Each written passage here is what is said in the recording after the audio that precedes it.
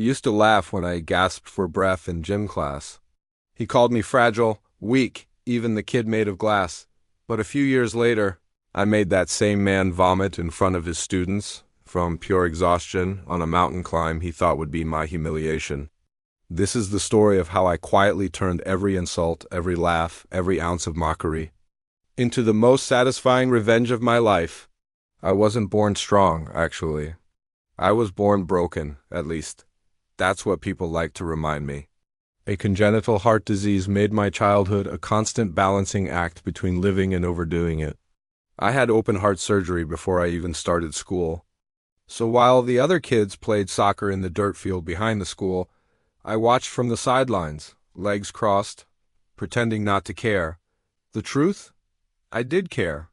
Every cell in my body wanted to run with them, to sweat, to jump, to laugh, to just be normal, but my body always had limits. Too much exertion, and I'd feel that familiar burn in my chest, my vision blurring, lungs clawing for air. By the time I reached high school, the damage wasn't physical anymore, it was emotional. I was the frail one, the sickly kid, teachers pitied me, students ignored me. And in the cruel world of teenage gym class, pity and weakness are the same thing. Our pay teacher was the embodiment of every stereotype you've ever heard. Let's call him Coach Harris. A thick-necked, middle-aged ex-soccer player with mirrored sunglasses, a whistle he used more than his words, and a smirk that said, "I'm better than you." He was the kind of teacher who treated gym class like boot camp. Winners got high fives. Losers got laughed at. He'd shout things like, "Come on, guys, don't be weak. You're not tired. You're lazy. Even my name can move faster than that." And every time he used my name as the punchline, I could feel the entire class chuckle, sometimes softly, sometimes loudly, but always enough for me to hear. There was one day that burned itself into my memory. My best friend, let's call him Mark, was overweight.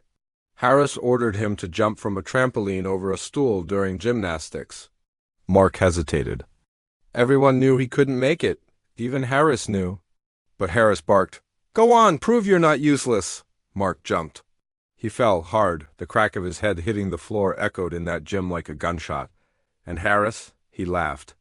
Actually laughed until the nurse came running. That day, something inside me shifted. Up until then, I'd accepted the mockery as my reality.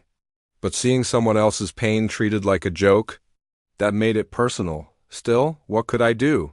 I wasn't strong. I wasn't fast. I couldn't fight back physically, and in high school, words from the weak kid meant nothing, so I swallowed the anger. Every insult, every smirk. I buried them deep, like coal waiting to become fire. Here's the thing about endurance. When you spend your whole life pushing through pain, physical and emotional, you learn patience. You learn how to suffer silently.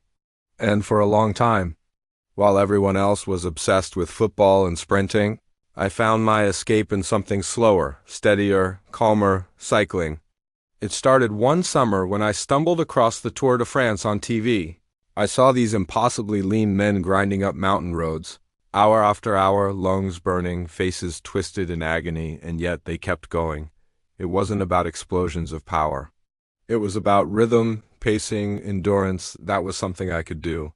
I saved up for a cheap road bike, cleaned it every night like it was made of gold, and started riding before school. My parents worried, but I assured them, no sprints, no heart rate spikes, just steady climbs. And soon, something incredible happened. The kid who couldn't run a mile without collapsing could now ride 50 kilometers without stopping. It wasn't speed. It wasn't brute strength. It was control, the ability to endure longer than anyone expected. By the time I was 17, I'd conquered a mountain near my town more than 100 times, 12.5 kilometers. 6.9% average gradient. I knew every curve, every tree, every patch of gravel like it was a part of me. It became my sanctuary and my secret. Because in school, I was still the fragile kid. No one knew that outside of those walls, I was grinding up climbs that would make grown athletes cry. Then came the announcement that changed everything.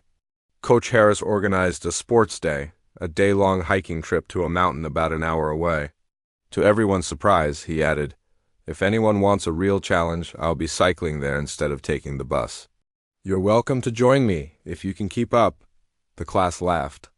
Everyone knew what that meant, a veiled jab at me. But I raised my hand. I'll ride, I said. You could have heard a pin drop. Even Harris blinked in surprise before smirking. You sure about that? I'm not gonna wait for you halfway. I just smiled.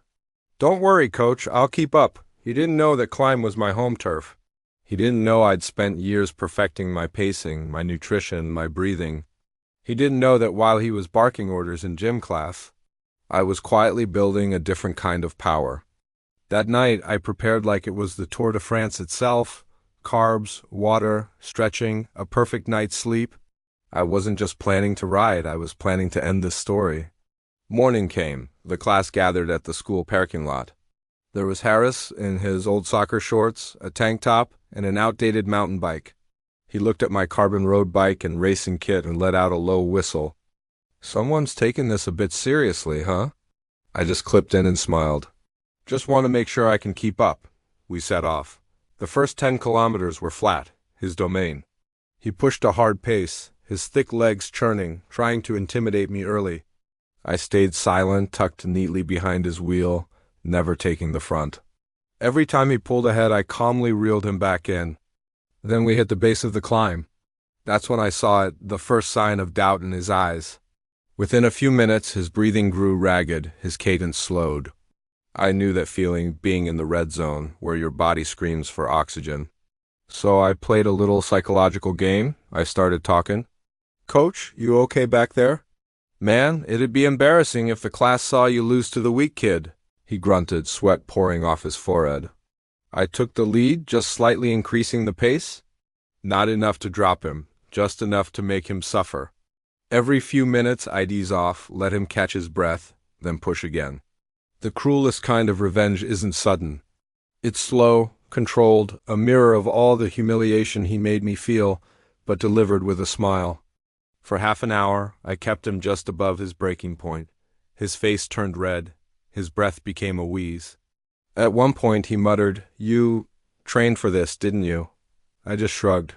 Guess endurance suits me, and when the summit came into view, just 300 meters left, I stood on the pedals and unleashed everything I had. I didn't look back. When I reached the top, I turned and saw him, barely moving, drenched, shaking. He stumbled off his bike, dropped to his knees, and vomited. The few classmates who had arrived by bus saw it happen. Silence, then whispers. And there I was, quietly standing beside my bike, the fragile kid, watching the man who'd mocked me for years crumble under the weight of his own arrogance. He couldn't join the hike after that. He was too sick, too spent. So we just sat there, him in silence, me sipping water beside him. No words, no gloating, just quiet justice. After that day, something changed. He never mocked me again. In fact, he stopped mocking anyone. He became quieter, more respectful, more human. Maybe that's what real revenge is, not humiliation, but transformation. Because when you force someone to face their own weakness, they finally understand yours wasn't weakness at all. It was strength of a different kind. If there's one thing I learned from that mountain, it's this.